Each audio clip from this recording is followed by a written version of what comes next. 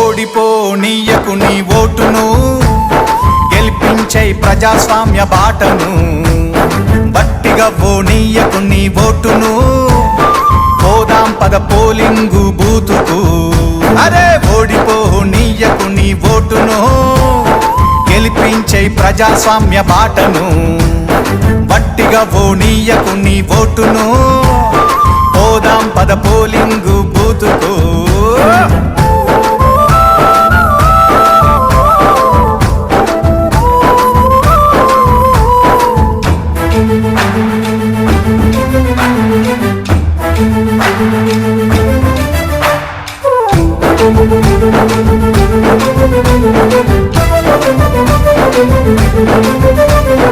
ఎంచుకునే నాయకుల మంచి చెడులు చూడు, ఏమన్నా చేస్తారా జనాలకు మేలు.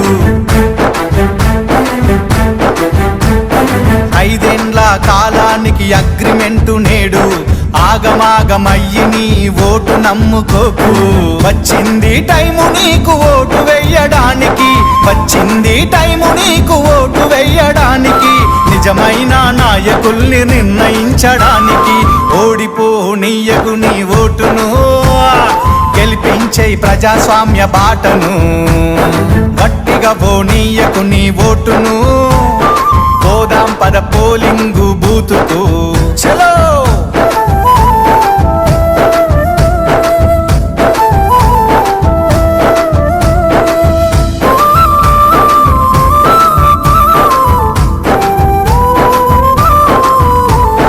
రాజ్యాంగం మనకిచ్చిన వజ్రాయుధమోటు, అవకాశం అందుకొని అడుగెయ్యి ముందుకు.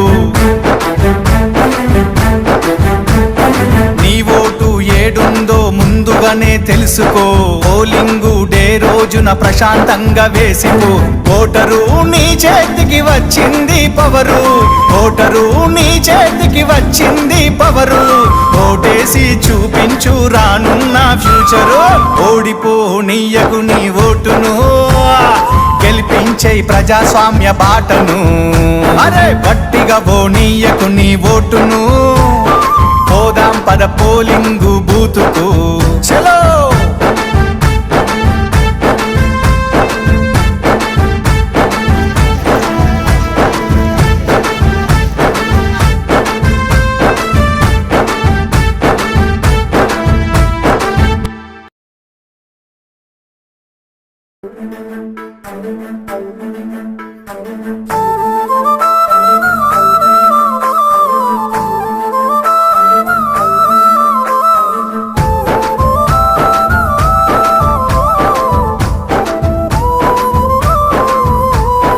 ఓడిపోనీయకు నీ ఓటును, గెలిపించై ప్రజాస్వామ్య బాటను.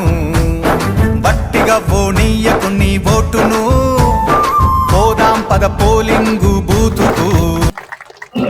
కార్యక్రమం నాకు కొద్దిగా ఎలక్షన్ మీటింగ్ వల్ల కొద్దిగా లేట్ అయింది, అనేదా భావించద్దు. సో ఈ కార్యక్రమం చాలా ఇంపార్టెంట్. మీరందరూ అనుకుంటే ఒక మంచి నాయకుడిని ఎన్నుకోవచ్చు. మీరంటేనే గ్రామం, మీరందరూ కలిస్తేనే గ్రామం, మీరందరూ కలిస్తేనే మండలం, మీరందరూ కలిస్తేనే జిల్లా. సో మీరు మహిళా సంఘాలు గట్టిగా అనుకుంటే అవుతుంది. ఏమనుకోవాలంటే ఓటును అమ్ముకోవద్దు, అదేది ఒక ఆశ. అది సో ఎవరైనా సరే ఆశ పెట్టి మన ఓటును కొంటున్నారంటే మీరు ఆలోచన చేయాలి. తర్వాత 5 సంవత్సరాల పాలన ఎట్లుంటుందో మీరు ఆలోచన చేయాలి. డబ్బుకో దేనికో ఇచ్చారనుకోండి, మీరు ఏం అడగగలుగుతారు ఆయన్ని? మీ ఇంటి ముందు మోరీ తీయలేకపోయినా అడగలేరు, మోహన్ జల్లదు. గెలిచిన ఆయన వస్తాడు, డబ్బు తీసుకుని ఆయన వస్తే మీరు ఏమని అడుగుతారు ఆయన? సో మీరు ఊరికేసిరా ఓటు అని ఆయనే ఎదురు ప్రశ్నిస్తారు. ఇంటి ముందు మోరీ అట్టనే ఉంటుంది. ఈగలు, దోమలు ఇవన్నీ కూడా ఉండి ఇంటిల్లి పాది కూడా జ్వరాల పారిన పడటం, డెంగ్యూ, చికెన్ గున్యా రావటం, లక్షల రూపాయలు ఖర్చు కావడం జరుగుతుంది.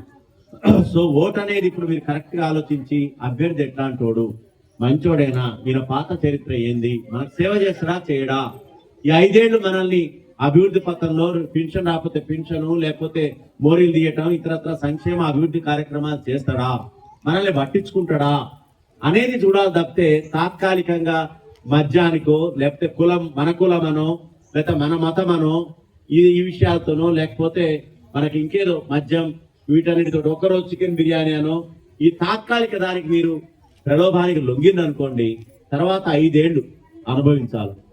మొహం జల్లదు మనకు అడగడానికి. ఎవరికైతే ఓటేసి ఎన్నుకున్నారో ఆయన అడగలేరు ఈ పనులు, మీ సమస్యల్ని చెప్పుకోలేరు. ఆయన కూడా మిమ్మల్ని చిన్న చూపుగానే చూస్తాడు. ఊరికే ఇచ్చిరా ఓటు అనే పాట ఆయన నోటి నుంచి వస్తుంది. వాళ్ళకు కూడా నిజమే, మరి మీరు సచ్చీలంగా ఉండి సక్రమంగా ఉంటే వాళ్ళు కూడా సక్రమంగా పనిచేసేటువంటి అవకాశం ఉంటుంది.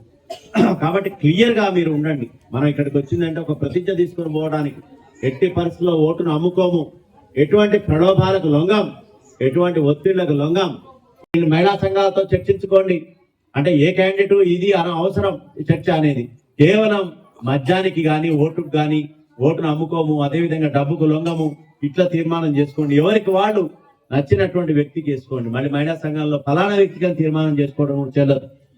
ఎవరికి వాళ్ళే ఆలోచన చేసుకోవాలి. అభ్యర్థుల్లో ఎవరు మంచోడు, ఎవరు మనకి మంచిగా పనిచేస్తాడు, పిలిస్తే పలుకుతాడు, లేకపోతే తెల్లారే గాయబవుతాడా, ఏంది పరిస్థితి అనుకొని ఆలోచన చేసుకొని మీరు మంచి నాయకుడిని ఎన్నుకుంటే అధికారులకు కానీ ప్రజాప్రతినిధులకు కానీ మీకు కానీ అందరికి కూడా బాగుంటది. గ్రామం అభివృద్ధి చెందితే గ్రామాలే పట్టుకోమలు. గ్రామాలు మంచిగా ఉంటే అంతా కూడా సమాజం బాగుంటది. ఇప్పుడు అందరూ కూడా గ్రామాల వైపే, పెద్ద పెద్ద సంపన్న వర్గాలు కూడా గ్రామాల్లో ఇల్లు తీసుకుంటే బాగుందని ఆలోచన చేస్తున్నారు. కాబట్టి మన గ్రామాలు మంచిగా ఉండాలా, మంచి అభివృద్ధి సంక్షేమ కార్యక్రమాలు జరగాలంటే మీరు మంచి నాయకుడిని ఎన్నుకోవాలి. మంచి ప్రవర్తన ఉన్నటువంటి వ్యక్తిని, మంచి అభివృద్ధి ధ్యేయంగా పనిచేసేటువంటి వ్యక్తిని, మంచి సంక్షేమమే ధ్యేయంగా పనిచేసేటువంటి వ్యక్తిని, వర్గాలకి కులాలకి మతాలకి అతీతంగా పనిచేసేటువంటి వ్యక్తిని, ప్రేమ గల వ్యక్తిని, ఇట్లాంటి వాడిని ఎన్నుకుంటేనే మన యొక్క గ్రామం బాగుపడుతుంది.